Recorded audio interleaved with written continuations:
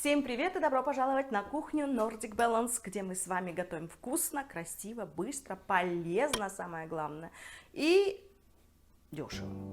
Друзья, сегодня я вам предлагаю сделать венский шницель, но не тот шницель, который обваливается в сухарях и жарится во фритюре, который имеет миллион калорий, подается с помфритами, с фритками, с картошками. Нет-нет, мы сделаем этот венский шницель по-моему.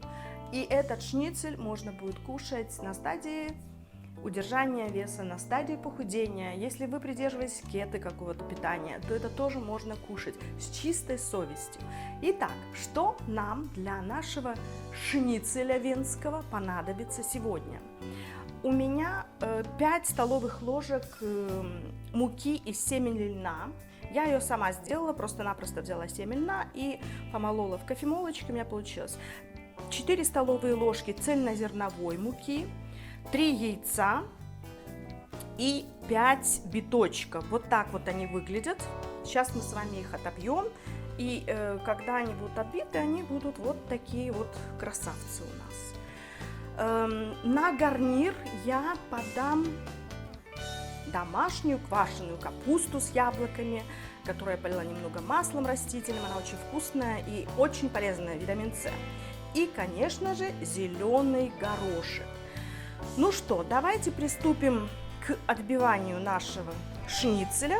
Сейчас мы просто-напросто возьмем один кулечек, так, и положим сюда наши биточки.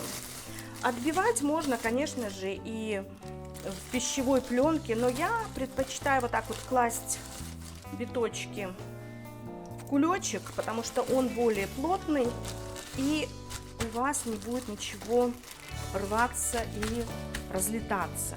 И теперь нашим молоточком, как обычно делали наши бабушки, мамочки, папочки, будем отбивать, то есть я немножко пошумлю. Итак, приступаем.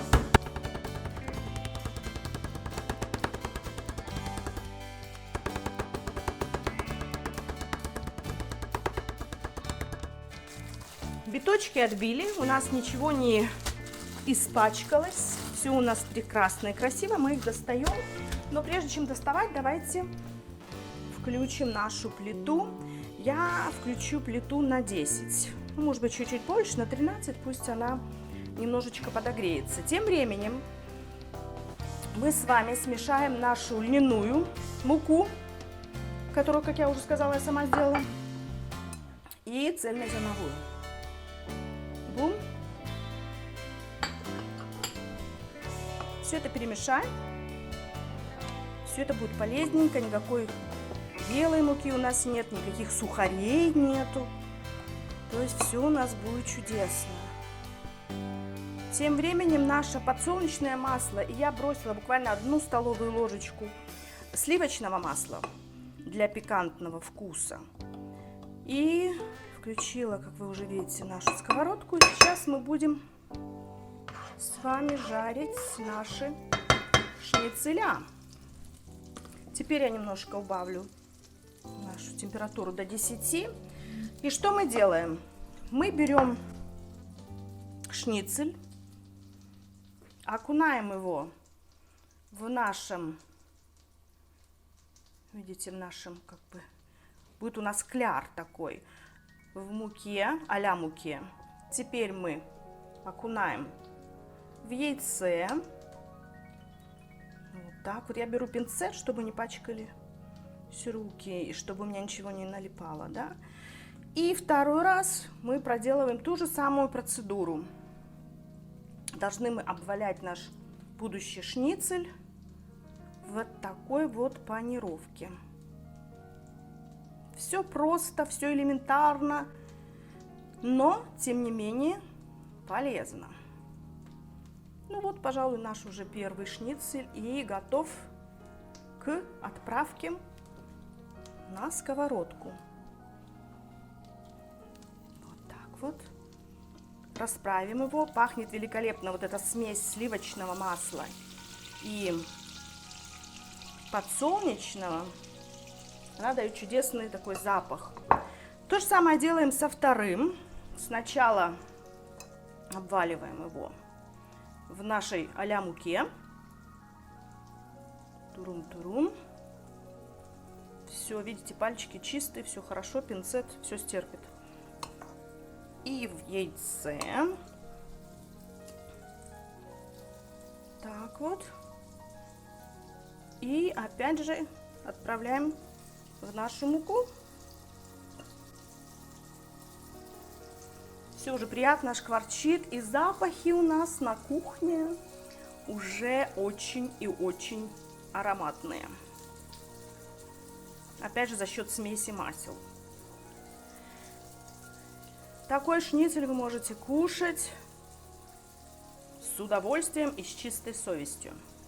Так, отправляем и второй сюда же. Оп, чуть не упал у меня. Так, расправляем. Масла у нас предостаточно. Вот, и третий у нас отправится следом. Так все красиво выглядит. И потом еще раз в панировке. Конечно же, если вы не на стадии похудения, вы можете подать этот шницель с картофелем, например. По-датски это называется такой, знаете, картофель, флюйкартофель, это значит картошка в сливках. Очень хороший рецепт, очень вкусный, но очень и очень калорийный. Этот картошка, она заливается сливками, и туда идут такие специи, как кардамон, мускатный орех. И, в общем, все это запекается на температуре где-то 180 градусов, и сливки просто-напросто испаряются, и получается оно очень вкусно. Но те, кто у нас следят за фигурой, мы обойдемся без этого картофеля, будем кушать с полезной картошкой, не картошкой, извините, а капустой.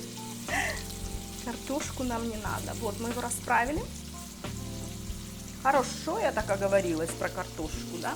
Так, и теперь я посыпаю, вы можете любыми специями совершенно посыпать. У меня смесь такая, которую я сделала, и сейчас прям я так к ней очень и очень пристрастилась. Тут и куркума, и тмин, и перец, и чили, в общем, посыпайте как угодно, можете просто солью и перцем.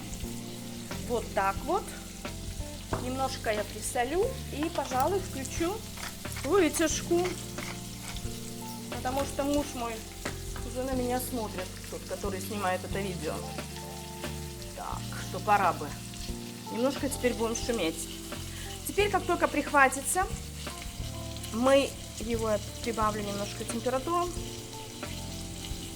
мы перевернем наши шницеля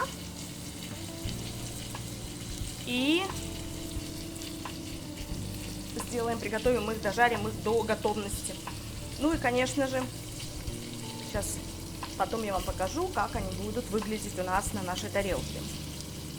Вот, теперь мы переворачиваем наши красавцы шницеля на другую сторону. Один я уже достала, как вы видите. И опять же немножко пересолим. И мои любимые специи пойдут в ход опять. Все. Чуточку я прибавлю опять же температуру, чтобы они у нас такие были хрустящие, знаете, криспи. Вот. И чтобы не брызгалось, я закрою вот такой крышкой. И тем временем пока немножко протру нашу плиту, которая вся забрызганная. Ну вот, наш шницель готов. Смотрите, какой он у нас красивый получился. И сейчас мы выложим шницеля на тарелку к другим. У нас получилось 5 штук, то есть было мясо у меня 500 грамм. Вот так вот. И теперь красиво украсим нашу тарелочку. Выложим аккуратненько. Давайте возьму вот этот вот шницель. Вот так вот его положу. Теперь мы немножко положим сюда капусты, как гарнир.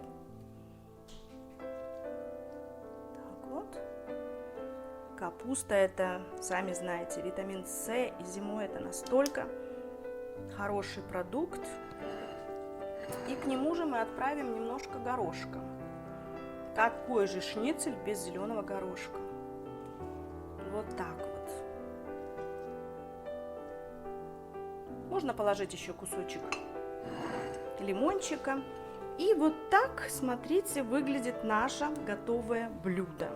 Краски потрясающие, тарелка большая, шницель большой, его можно есть с чистой совестью, и все будет вам полезно и вкусно. У нас здесь и жиры, и белки, и углеводы длинные, и витамин С. Кушайте на здоровье с чистой совестью и наслаждайтесь жизнью. Дорогие друзья, спасибо, что были со мной, спасибо, что поддерживаете меня, мой канал. Ваши отзывы для меня так дорогие, и я просто счастлива, что вы у меня все есть. Я вам всем желаю крепкого здоровья, счастья, гармонии, любви и, конечно же, стройности. Спасибо, что вы у меня есть, еще раз скажу, и до новых встреч. С вами была любящая вас Виктория. Пока!